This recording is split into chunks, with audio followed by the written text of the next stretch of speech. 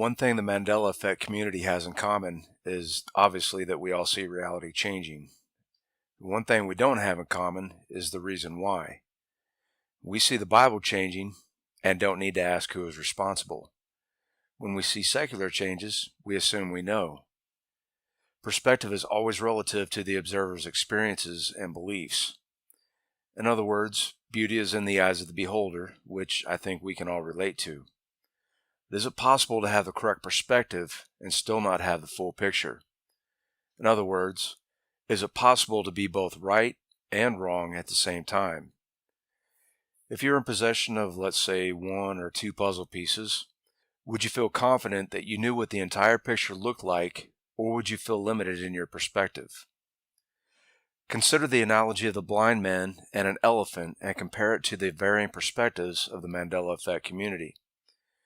If you're not familiar with it, the blind man and the elephant is a parable that originates from ancient India, and it revolves around a group of blind men who encounter an elephant for the first time.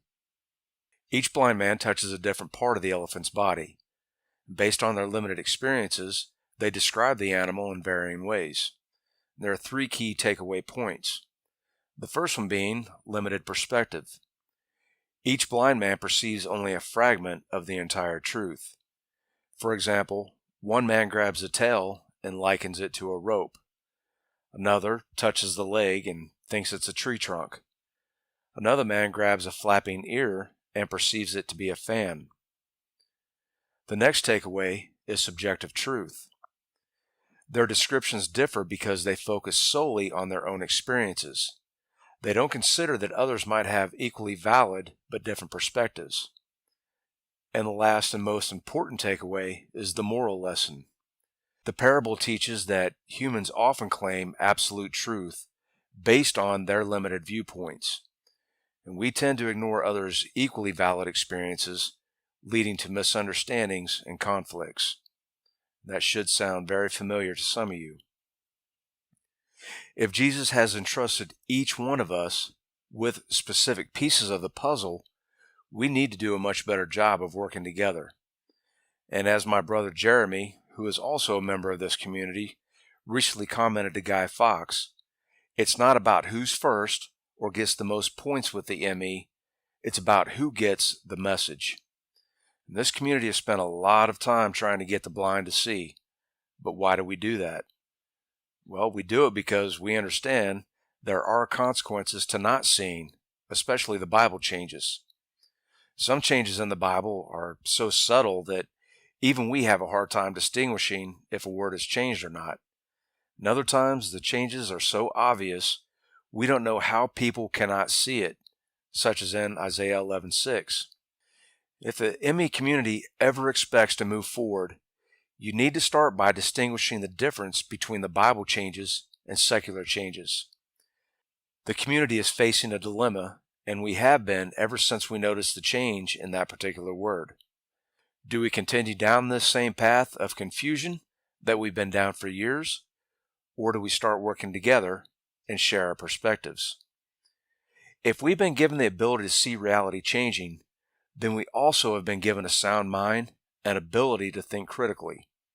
If we can distinguish the difference between the wheat and the tares, we can also distinguish the difference between the Mandela effect and the Bible changes. Two things are for certain. Jesus is not changing the Bible, and Satan did not change the position of your heart to the center of your chest.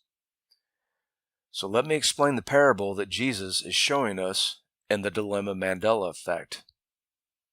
To the unaffected, dilemma, spelled the old way, and dilemma, spelled the new way, look and sound alike at first glance.